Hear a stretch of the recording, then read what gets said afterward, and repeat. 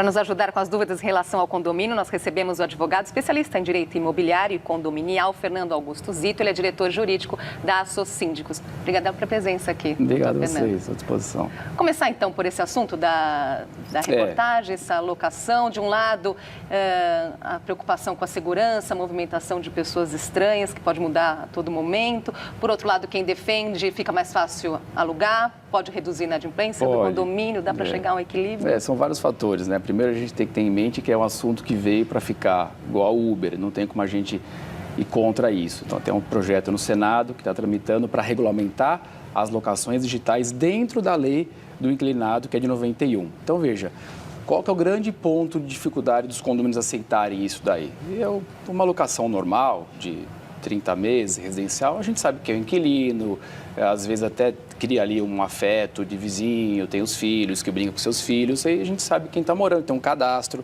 Quando vem para o Airbnb, a grande dificuldade que eu vejo dos síndicos é quem vai morar lá, quem é essa pessoa, é um final de semana, são alguns dias, às vezes a pessoa aluga um quarto para um, outro quarto para outro, então a gente não tem um cadastro, uma certeza de que a pessoa que está morando lá, a finalidade dela é residencial e não outra. Claro, pode vir uma pessoa do bem, vem fazer um curso no final de semana em São Paulo, vem passar férias na casa de um parente, que fica aqui, prefere ficar num condomínio do que ficar no hotel, mas a grande questão dos condomínios é a segurança. E o ponto importante, mesmo após se aprovado o projeto aí pelo Senado, é a questão das convenções de condomínio, que é o grande documento, a grande regulamentação interna dos empreendimentos. Então, se na convenção tiver permitido o tipo de locação, muito que bem. Se estiver proibido, vai ser difícil, porque para aprovar a convenção são 2/3 do quórum. Então é dificílimo aprovar isso em Assembleia, né? Agora, Fernando, enquanto isso não está regulamentado, qual a orientação para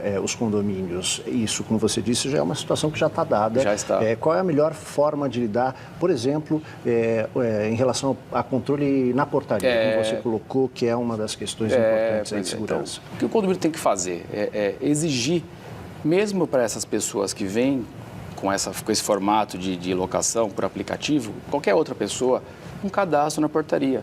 O nome, RG, CPF, quem é o proprietário, uma autorização expressa do proprietário para que a pessoa possa entrar, quantos dias que ela vai ficar no condomínio. Por quê? O zelador, o porteiro, quando a gente é morador e é inquilino, ele sabe quem são as pessoas que estão lá. Se você fica uma semana uma pessoa, outra semana pessoas diferentes, como é que vai ter o controle da portaria? Então, acaba dificultando. Então, se tiver um cadastro prévio, uma regulamentação prévia, respeitar as regras do condomínio, não é porque eu sou morador de final de semana que eu não vou respeitar o barulho, que eu vou querer utilizar as áreas comuns do condomínio. As regras são para todos. Permanecem. Mesmo a locação por temporada ou locação por um prazo mais longo, né? E aí, no caso de algum descumprimento, isso recai sobre o proprietário. Para o proprietário. Né? A própria plataforma do Airbnb, quando você quiser dar um exemplo, você entra para você cadastrar o seu imóvel, ele fala para você ver a convenção de condomínio, se ela permite ou não a locação. E a gente já viu entendimentos na justiça que a pessoa teve algum problema com o Airbnb também é solidário na hora de uma condenação na justiça, não só o proprietário que alugou, mas também a plataforma. Não é só eu coloquei a plataforma lá, você entra, cadastra e se vira. Não, ele também é solidário nesse tipo de indenização. Vamos dar um exemplo desse, né? São muitas as questões, tem uma que vem lá, o repórter Everton Lucas, ele trouxe uma questão que vem lá de Fortaleza. Vamos ver. Nessa reunião, o que as pessoas mais reclamam? A pessoa mais reclama é o valor do condomínio, que se encontra muito alto. A mão de obra aumentou bastante, então, para nós que estamos aqui numa área da aldeota, o condomínio se torna uma taxa muito exorbitante, variando até de entre 500 a 700 reais. Esse valor não é dos mais altos, mas sempre preocupa. Como lidar com isso? É possível planejamento para reduzir e como lidar com a inadimplência? A questão do orçamento dos condomínios não tem muito segredo, né? Condomínio, a gente até fala brincando que é conta de padaria. A gente tem uma despesa e os moradores arcam com a receita. Então, é meio que uma conta muito justa. Claro que você tem que ter uma margem ali, porque tem inadimplência. Aí, quando você agrega serviço, eu quero botar câmera de segurança, quero colocar a portaria 24 horas, quero colocar um Honda, você vai incorporando despesas e acaba onerando os moradores. Claro, tudo em busca da segurança, eu quero botar lá um salão de festas novo, vai ter que fazer um rateio, e aí gera manutenção. Então, tudo isso acaba onerando e acaba valores de condomínios mais altos. Mas tem que verificar direitinho com o síndico se consegue reduzir alguma coisa para não ter, como o senhor falou, esse problema aí de ter condomínios altos. Às vezes, a mesma região tem um que é 500 e um é 700. Os moradores gostam de comparar. Por que no dele é 500 e o nosso é 700? E a mesma configuração de condomínio, mesma quantidade de pessoas. Tem que ver os serviços que um oferece, que o outro oferece. Se aqui tem muito devedor, esse não tem devedor, acaba tendo essa diferenciação, né? Entendi. Muito bem. Dá tempo mais alguma pergunta? Vamos fazer mais uma perguntinha? Eu estava comentando com a gente também, falando por tecnologia, tem uma outra coisa que traz agora. Tá vindo, já tem uma outra, a de Manaus está no ponto, é isso? Então vai vir uma pergunta de Manaus agora, depois a minha, Eu já tive um problema assim com o vizinho que tinha a mania de deixar os sapatos na porta da casa dele. E isso me incomodava, porque eram várias pessoas que moravam na casa, então eram vários pares de sapato na porta quando a gente chegava. Tem cada uma, né? É efeito decorativo, né, de sapato. Tem que ficar claro o seguinte, alguns empreendimentos têm 4, 6 apartamentos no mesmo andar, né? Então, até a própria convenção, ela proíbe você de decorar, eu quero pintar de azul, eu quero pintar de branco. Se os vizinhos combinarem, você pode decorar, mas nesse caso aí, até por higiene, ele tira o sapato para não entrar. Então, que ele faça isso, ele tira, mas ele entra e coloca ali num apoio, num tapetinho dentro da unidade dele, porque a parte externa da unidade, que é uma área comum, não é para ele deixar ali vaso, sapato, acaba... Nem se colocar dentro de um baúzinho assim também? Não, porque ali pode até ter risco na questão do bombeiro, né? Se rota de segurança, eu coloco um baú ali, você pode se machucar. Então, coloca dentro da sua unidade, não vai ter problema, como aí a pergunta. Muito bem, a gente retoma já esse assunto.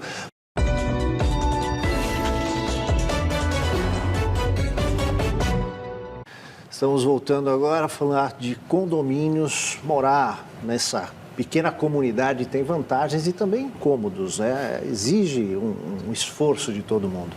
Um desses assuntos é com os animais de estimação. Nem todo prédio permite que os moradores tenham cães ou gatos, e quando permite ainda isso dá problema, né? Pois é, porque muita gente não aceita, acaba comprando uma briga com vizinhos que vai parar até nos tribunais. Uma nova decisão do Superior Tribunal de Justiça promete pôr um ponto final, pelo menos na questão jurídica relacionada a esses bichinhos.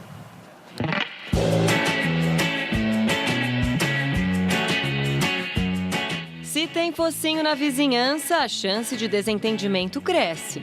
A fofura dos cachorros não impede que eles sejam um dos maiores causadores de problemas em condomínios. Letícia anda com o Cirilo escondido porque o prédio onde eles moram proíbe animais de estimação. A gente já teve que se desfazer de alguns animais por conta de multa de condomínio, né? Infelizmente. E às vezes a gente já viu que não adianta discutir, não adianta brigar, entrar na justiça. Mas uma decisão recente do Superior Tribunal de Justiça sobre uma ação movida em Brasília pela dona de uma gata deve mudar esse cenário. Por unanimidade, a terceira turma do STJ entendeu que convenções de condomínio não podem proibir a guarda e a criação de animais em unidades autônomas. A decisão reforma um acórdão do Tribunal de Justiça do Distrito Federal, que havia concluído que o regimento interno do condomínio se sobrepunha às vontades individuais. Ponto final, é permitido o animal dentro do condomínio, apenas as pessoas dos condomínios respeitarem as regras e restrições de cada condomínio sobre as particularidades dele. De acordo com o último levantamento do IBGE sobre a quantidade de animais de estimação em domicílios brasileiros, há mais de 50 mil cachorros e 22 mil gatos nos lares do país. Como síndica e tutora do RAGE, Cíntia vive os dois lados dessa relação e acredita que pontos como normas de circulação dos animais em áreas comuns devem ser trazidos à discussão nas assembleias. Eles podem decidir por ter ou não, porque a assembleia ela é soberana, né? Quando as regras são respeitadas, fica bom para todo mundo, até para quem não tem bicho de estimação. Nunca presenciei nada demais, a não ser latido, que é super normal, né, tranquilo. Mas assim, cabe a mim respeitar a escolha do outro e, para mim, a gente tem que viver todo mundo em paz e harmonia. Festas com latidos, como as que os cachorros de Priscila fazem quando ela chega, vão acontecer.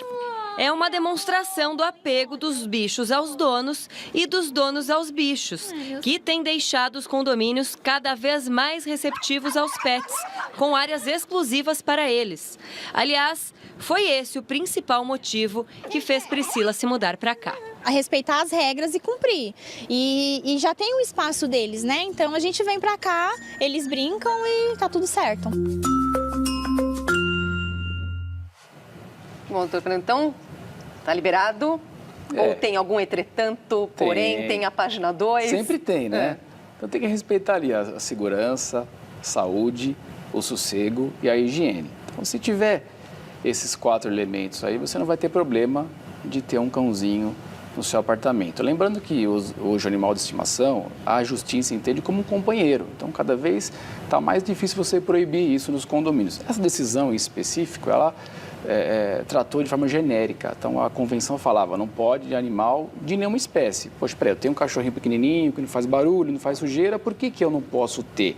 Claro que a gente sabe que tem animais de raças mais ferozes, esses aí você tem que ter um pouquinho mais de cuidado, andar com a guia.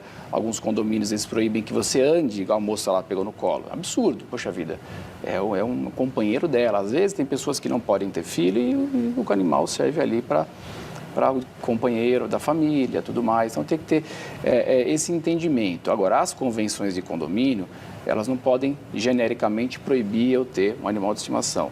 Claro que elas podem regulamentar determinadas raças que são mais ferozes, tem que andar com a guia. Isso é possível, quer dizer, o porte também, o tamanho e, por exemplo, a circulação em áreas comuns. Quais os locais, o elevador de serviço, porque se de repente ele fizer alguma coisa vai sujar o de serviço, na hora de sair com a guia, não solto, porque ele pode correr e tem criança, dá problema, ou mesmo na garagem. Acontece muito na garagem, do morador soltar o animalzinho, ele vai lá, faz o xixizinho dele no cantinho, aí ele nem vê, o proprietário não vê isso acontecer, aí tem que chamar atenção, o síndico, aí acaba tendo uma indisposição. Então, regulamentando, respeitando aí segurança, sossego, saúde, higiene, vai ter tranquilidade. Nós trouxemos aqui as 2 últimas novidades, essa questão aí do uso de aplicativos para locação, a questão dos cachorros também, que é uma novidade, cães e gatos. Para encerrar, então, nós vamos voltar a falar de condomínio outras vezes aqui no jornal, mas para encerrar, uma palavrinha final, então, para uma convivência harmoniosa.